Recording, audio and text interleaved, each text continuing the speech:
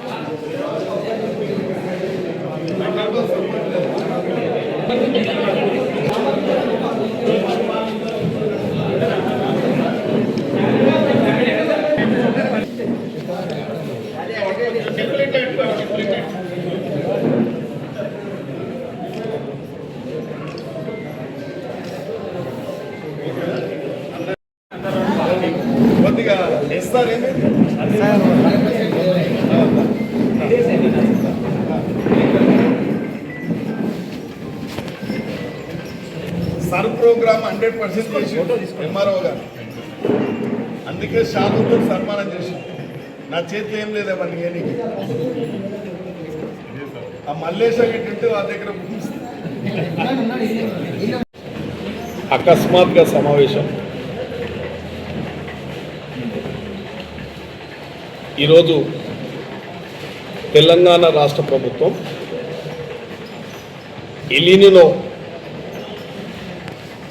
ప్రభావం మన తెలంగాణ మీద కూడా ఉంటుంది కాబట్టి మనందరికీ తెలుసు దేశంలో అప్పుడప్పుడు ఒక ప్రకృతి వైపరీత్యాలు కొన్ని విపత్తులు వస్తూ ఉంటాయి. ఉదాహరణకు గత ప్రభుత్వాలలో కూడా ఎన్నోసార్లు కరువులు వచ్చినప్పుడల్లా మనమందరం కూడా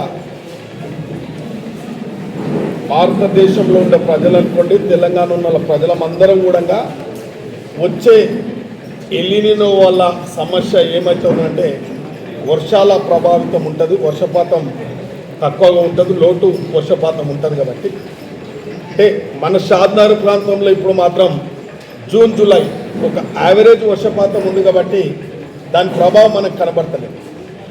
కొన్ని చోట్ల దాని ప్రభావం ఉంటుంది కాబట్టి రైతులు పూర్తిగా దీని మీద అవగాహన చేసుకోవాల్సిన అవసరం ఉంది.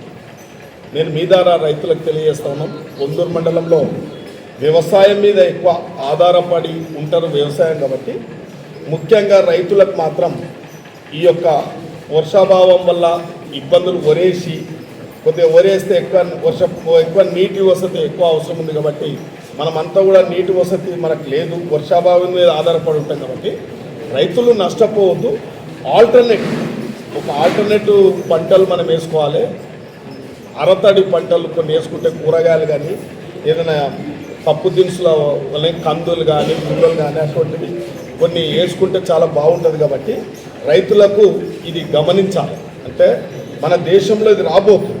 అంటే ఉదాహరణకు మనకు కరోనా వస్తుందని చెప్పినప్పుడు మనం నిర్లక్ష్యం చేస్తే ప్రాణాపాయాలే గురైనాయి, ప్రాణాలే పోయినాయి. ఇప్పటి కూడా ఆ బ్లూస్టర్ ఎక్కడైతే మనం ఇంజక్షన్ తీసుకుంటామో ఇలా కార్డియాక్ అటాక్ అయ్యి ఒకటే సింగిల్ స్ట్రోక్లో పోతూ ఉన్నది. అంటే ముందు జాగ్రత్త చర్యగా ఈ ఎలినినో ప్రభావం మనం అందరం కూడా గమనించాలి. పార్టీలకు అతీతంగా ఎప్పుడు కానీ దేశ విపత్తు వచ్చినప్పుడు, కరువులు వచ్చినప్పుడు మనం అందరం పార్టీలు కానీ ఇవి కానీ అవి కానీ పక్కకెట్టి ఆ యొక్క సమస్యను ఎదుర్కొనే విధంగా మనం ప్రయత్నం చేయాలి. కాబట్టి మనం అందరం కూడా దాని మీద అవగాహన కల్పించుకోవాలి. నేను ఆల్రెడీ అధికారులు కూడా ఆదేశాలు ఇచ్చినాం. ఒక క్లస్టర్లో మీటింగ్లు పెట్టి గ్రామ పంచాయతీలలో మీటింగ్ పెట్టి కూడా దాని ప్రభావం గురించి చెప్పినాము. ఆల్టర్నేటివ్ మనము పంటల మార్పిడి కూడా చేసుకోవాల్సిందిగా రైతులందరూ కూడా వినయజెప్పినాం. కాబట్టి పత్రికా సోదరులు కూడా దయచేసి మీరు కూడా ఈ వార్త రైతులకు చేరే విధంగా రాస్తారని భావించు మీతోని ఈ విషయం చెప్పడం జరిగింది. ఇంకా రెండవది ఉమ్మడి మండలం మనం అందరం ఎదురు చూస్తూ ఉన్నాం. పత్రికా సోదరులు కూడా నన్ను అడుగుతూ ఉంటారు. ఇలా 4 వేస్ మన 4 వేస్ ఏదైతే లాల్పాట్ చౌరస్తు షాద్ నగర్ 4 వేస్ ఏదైతుందో త్వరలోనే ఒక మంత్రి గారు ఈ పార్లమెంట్ ఒకటి నడుస్తుంది, అసెంబ్లీ నడవకముందే పార్లమెంట్ అయిపోతుండగానే అందరినీ కూడా పిలిచి మనం త్వరలోనే ఈ యొక్క 4 రహదారుల రోడ్డుకు శంకుస్థాపన చేయబోతా ఉన్నాం. అదేవిధంగా శాంక్షన్ టెండర్ కూడా అయిపోయింది. అదేవిధంగా స్టేడియం కూడా త్వరలో కొట్టబోతా ఉన్నాం. కాబట్టి నేనందరినీ స్థానిక నాయకులను సర్పంచ్లను కానీ అంటే మనకు షాద్నగర్ వరకు లాల్పాట్ చౌరస్తు షాద్నగర్ వరకు వచ్చే సర్పంచులు ఎవరున్నా పెద్దలు అందరూ కూడా మాజీ సర్పంచులు కానీ రాజకీయ నాయకులకు ప్రతిపక్ష నాయకులు కూడా స్థానిక ప్రజాప్రతినిధులు అందరూ కూడా విజ్ఞప్తి చేస్తున్నా రోడ్డు విస్తరణ చేసేటప్పుడు మీరందరూ సహకరించాలి.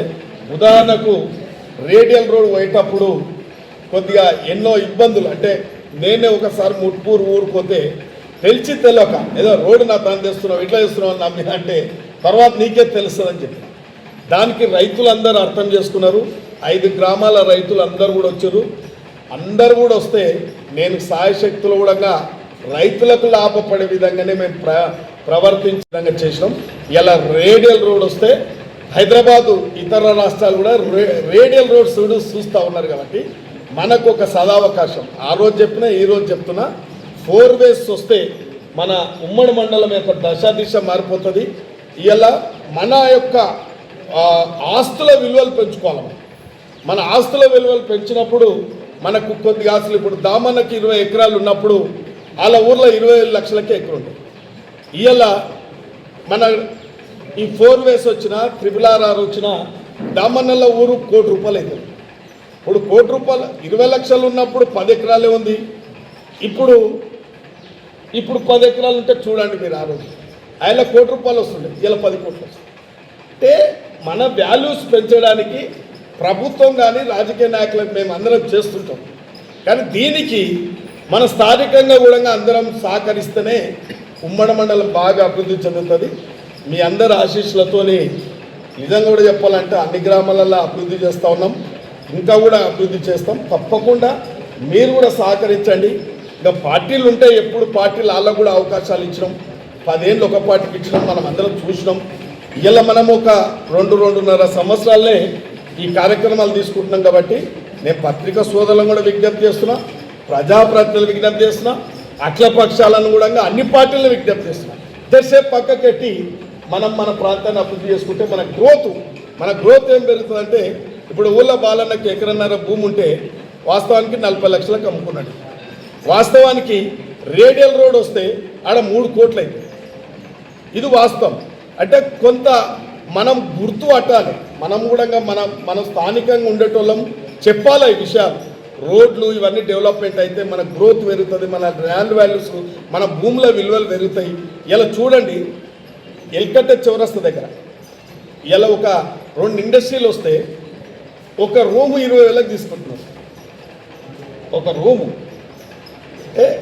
అంటే పొల్యూషన్ ఫ్యాక్టరీలు కాదు నేను చెప్పేది, నాన్ పొల్యూషన్ వస్తే మనకు ఈ రేడియల్ రోడ్స్ వచ్చినా ఈ 4 వేస్ వచ్చినా ఇంకా బాగా అభివృద్ధి చెందుతుంది. కాబట్టి దీనికి అందరు సహకరించాలని చెప్పి విజ్ఞప్తి చేస్తాం.